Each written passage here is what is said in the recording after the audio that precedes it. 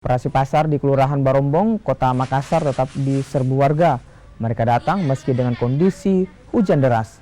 Warga rela menerobos hujan demi bisa membeli beras, minyak goreng curah dalam kemasan, dan juga gula dengan harga murah. Pasalnya, saat ini harga sejumlah komoditi sembako di pasaran tengah melonjak.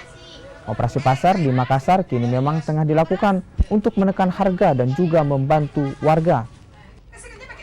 Operasi pasar pun dilakukan di setiap kelurahan dan dipusatkan di kontainer recover. Sama minyak. Sama minyak. Kenapa dipilih beli di sini, Bu? Karena agak murah, lebih murah dari biasa ini beli toko. Iya, kalau ini kita beli harga berapa? 42.500. Kalau minyaknya? Kalau minyaknya 13. Kalau di luar kita beli berapa itu? Kalau minyaknya 14. Saya rasa warga sangat-sangat terbantu dengan program operasi pasar ini yang merupakan program pemerintah Kota Makassar dari inisiasi dari Bapak Wali Kota Makassar.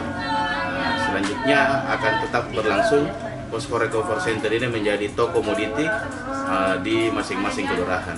Jadi untuk antusias masyarakat, tadi sudah beberapa masyarakat meminta penambahan stok khususnya beras dan minyak. Jadi insya Allah kami akan teruskan ke Dinas Perdagangan Kota Makassar sebagai untuk menambahkan kuota beras dan minyak.